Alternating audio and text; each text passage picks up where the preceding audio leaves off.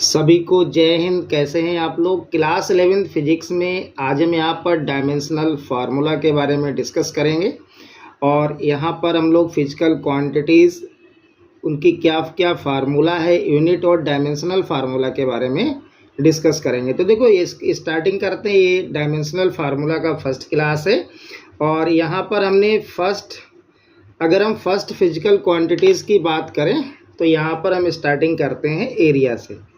ठीक है, एग्ज़ाम में जैसे आपसे पूछ सकता है कि एरिया का डायमेंशनल फार्मूला आपसे पूछ सकता है एग्ज़ाम में। ठीक है, तो फिजिकल क्वांटिटीज़ क्या है? एरिया। अब आपको एरिया का फार्मूला क्या होता है? एरिया का फार्मूला होता है लेंथ। ठीक है, इसको ऐसे टेबल बना के लिखना, बहुत अच्छे से आपको समझ में आएगा। तो एरिया इक्वल टू क्या होता है? अगर हम इसके फार्मूले की बात करें तो फार्मूला होता है लेंथ इंटू क्या हो जाएगा? ब्रेथ हो जाएगा। ठीक है, यानी कि L इंटू वी। अब यूनिट्स की बात करें तो देखो लेंथ की यूनिट क्या होगी? मीटर, और ब्रेथ की भी यूनिट क्या होगी? मीटर।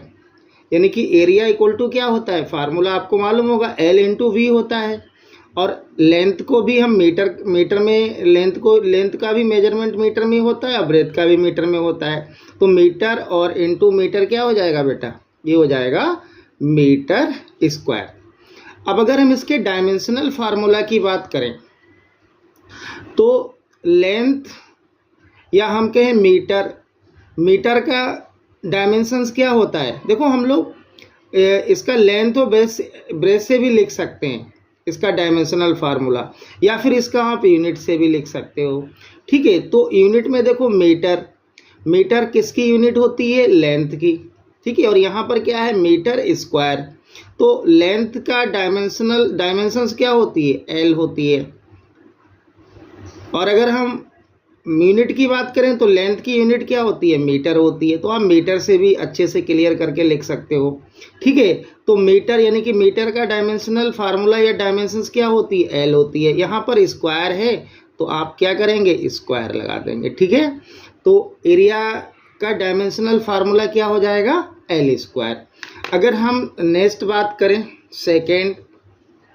सेकेंड आप वॉल्यूम ले सकते हो। ठीक है, सेकेंड क्या आ जाएगा? आपका वॉल्यूम आ जाएगा। और इसका फार्मूला क्या होता है?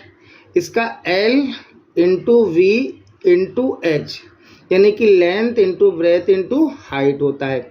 और तीनों का मेजरमेंट आप किस में करोगे? मीटर में।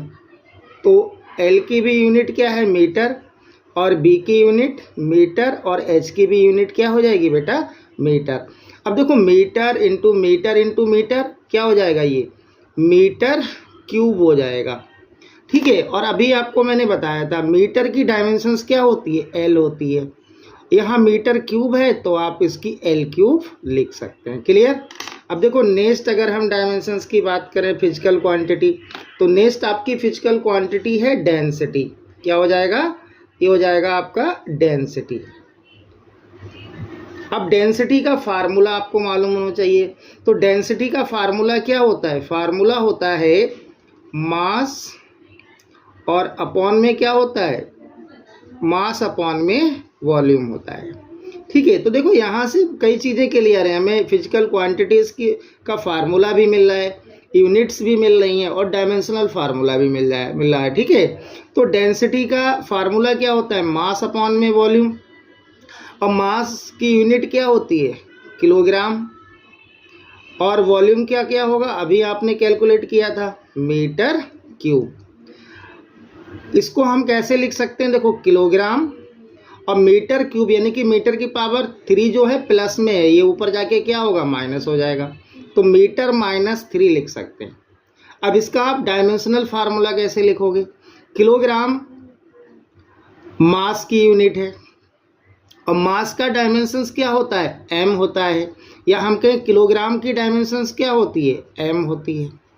ठीक है, और मीटर की L, तो ML -3 हो जाएगा। यानी कि डेंसिटी का डायमेंशनल फार्मूला क्या आ जाएगा आपके पास? ML -3। अगर हम 4 फिजिकल क्वांटिटी देखो, फोर्थ कौन सी है? ये आपकी स्पीड हो जाएगी। कौन सी हो जाएगी? स्पीड हो जाएगी। और स्पीड का क्या होता है बेटा फार्मूला, यहाँ पे लिख दे रहे हैं, ठीक है। यहाँ से देखोगा स्पीड, और स्पीड का क्या होता है डिस्टेंस अपॉन में टाइम। फार्मूला क्या होगा इसका, डिस्टेंस अपॉन में क्या होता है टाइम। अब डिस्टेंस की यूनिट क्या होती है मीटर और टाइम की सेकेंड, ठीक है। तो इसको आप क्या लिख सकते हो मीटर और सेकेंड ऊपर जाएगा ये, तो सेकेंड माइनस 1 हो जाएगा, सेकेंड माइनस क्या हो जाएगा 1 हो जाएगा। अब देखो मीटर की डायमेंशंस क्या है L और सेकेंड की T, पावर -1 है तो आप -1 यहाँ पर लगा सकते हो, यानी कि स्पीड की का डायमेंशनल फार्मूला क्या हो जाएगा LT-1, ठीक है। ऐसे ही अगर हम नेक्स्ट फिजिकल क्वांटिटी की बात करें तो आप वेलोसिटी ले सकते हो, वेलोसिटी आ जाएगा। अब देखो वेलोसिटी का फार्मूला क्या होता है, इसका होता है डिस्प्लेसमेंट अपॉन में टाइम। क्या हो जाएगा डिस्प्लेसमेंट अपॉन में क्या आएगा बेटा टाइम, डिस्प्लेसमेंट अपॉन में टाइम। डिस्प्लेसमेंट की यूनिट क्या होगी मीटर और टाइम की क्या होती है सेकेंड। तो इसको भी आप लिख सकते हो कि मीटर सेकेंड -1, और मीटर की डायमेंशंस L, सेकेंड की T, पावर -1 है तो आप -1 लगा सकते हो, ठीक है। तो स्पीड और वेलोसिटी दोनों की डायमेंशनल फार्मूला क्या होता है सेम होता है LT-1, क्लियर।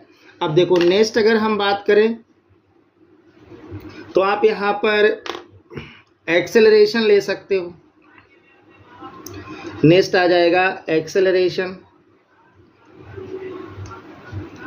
अब एक्सेलरेशन का फार्मूला क्या होता है, इसका होता है change in velocity, change in velocity, और अपॉन में क्या होता है time, change in velocity upon में टाइम। और देखो वेलोसिटी का भी हम डायमेंशंस वो यूनिट्स निकाल चुके हैं, क्या होता है मीटर पर सेकेंड। तो चेंज इन वेलोसिटी का क्या हो जाएगा मीटर पर सेकेंड, और डिवाइडेड बाय टाइम है, टाइम का क्या हो गया सेकेंड। तो इसको आप क्या लिख सकते हो बेटा मीटर, और देखो second into second, second square हो जाएगा, ये ऊपर जाके क्या हो जाएगा सेकेंड -2। तो डायमेंशनल फार्मूला कैसे लिखोगे आप, मीटर का L हो गया, सेकेंड का T हो गया, -2 है तो आप -2 पावर यहाँ पर लगा देंगे, ठीक है। अगर हम नेक्स्ट बात करें नंबर 7, तो ये आपका मोमेंटम आ जाएगा। कौन सा आ जाएगा मोमेंटम आ जाएगा। अब मोमेंटम का क्या हो जाएगा फार्मूला मास और into velocity, mass into velocity. अब मास की यूनिट क्या होती है किलोग्राम, और वेलोसिटी की अभी हमने आपको बताई थी क्या होती है मीटर पर सेकेंड। क्या होता है मीटर पर सेकेंड, और आप इसको कैसे लिख सकते हो किलोग्राम मीटर, और ये सेकेंड ऊपर जाएगा तो क्या हो जाएगा सेकेंड -1। तो इसका डायमेंशनल फार्मूला क्या होगा किलोग्राम का M, मीटर का L और सेकेंड का T हो जाएगा, यानी कि MLT-1। तो डायमेंशनल फार्मूला क्या आ जाएगा MLT-1। अगर हम नेक्स्ट बात करें तो आप यहाँ पर फोर्स ले सकते हो। कौन सा आप फोर्स ले सकते हो, ठीक है। और फोर्स का क्या होता है, फोर्स का फार्मूला होता है मास और इनटू में एक्सेलरेशन, मास इनटू में एक्सेलरेशन। अब देखो मास की यूनिट क्या है किलोग्राम, एक्सेलरेशन की क्या है अभी आपने लिखी थी बेटा मीटर पर सेकेंड स्क्वायर। तो इसको आप क्या लिखोगे किलोग्राम मीटर और सेकेंड स्क्वायर ऊपर जाएगा तो क्या होगा सेकेंड -2। तो इसकी डायमेंशंस क्या हो जाएगी किलोग्राम की M, मीटर की L और सेकेंड की T, और यहाँ -2 है तो -2 लगा दो। तो फोर्स का डायमेंशनल फार्मूला क्या आ जाएगा MLT-2 आ जाएगा। ऐसे ही आप वर्क का लिख सकते हो। वर्क का क्या आएगा, देखो वर्क का पहले तो आपको फार्मूला मालूम होना चाहिए। वर्क का फार्मूला क्या होता है, फोर्स और इनटू में डिस्प्लेसमेंट होता है, फोर्स इनटू में डिस्प्लेसमेंट, फोर्स इनटू डिस्प्लेसमेंट। और फोर्स का यूनिट क्या है, देखो किलोग्राम मीटर और सेकेंड -2, किलोग्राम मीटर और क्या है सेकेंड -2। और डिस्प्लेसमेंट की क्या होती है बेटा, मीटर। तो इसको आप क्या लिख सकते हो, किलोग्राम मीटर, और मीटर क्या हो जाएगा मीटर स्क्वायर और सेकेंड -2। इसका डायमेंशंस लिखिए आप। किलोग्राम का क्या हो गया m, मीटर का l स्क्वायर है तो स्क्वायर लगा दो, सेकेंड का t स्क्वायर है, माइनस का 2 है तो -2 आप यहाँ पर लिख सकते हैं। ठीक है, ऐसे अगर हम नेक्स्ट बात करें तो आप पावर ले सकते हो नंबर 10। ठीक है, तो इसका क्या हो जाएगा, देखो पावर का क्या होता है, वर्क अपॉन में होता है टाइम, और वर्क की यूनिट क्या है, किलोग्राम मीटर स्क्वायर और सेकेंड -2, और डिवाइडेड बाय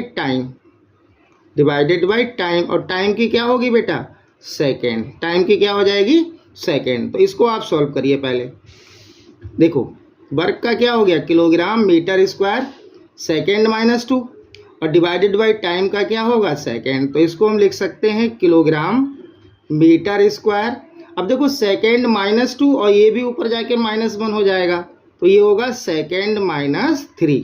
तो यहाँ से आप डायमेंशंस लिखिए, किलोग्राम की क्या होगी m, मीटर की l स्क्वायर है तो आप स्क्वायर लगा दीजिएगा, सेकेंड की t होती है, यहाँ सेकेंड की पावर -3 है तो आप -3 लगा दो। तो पावर का डायमेंशनल फार्मूला क्या आ जाएगा, ये आ जाएगा ml/t-3। ठीक है, तो इनको आप अच्छे से नोट कर लेना। इसके बाद हम लोग और भी डायमेंशंस के बारे में डिस्कस करेंगे, वो नेक्स्ट क्लास में करेंगे।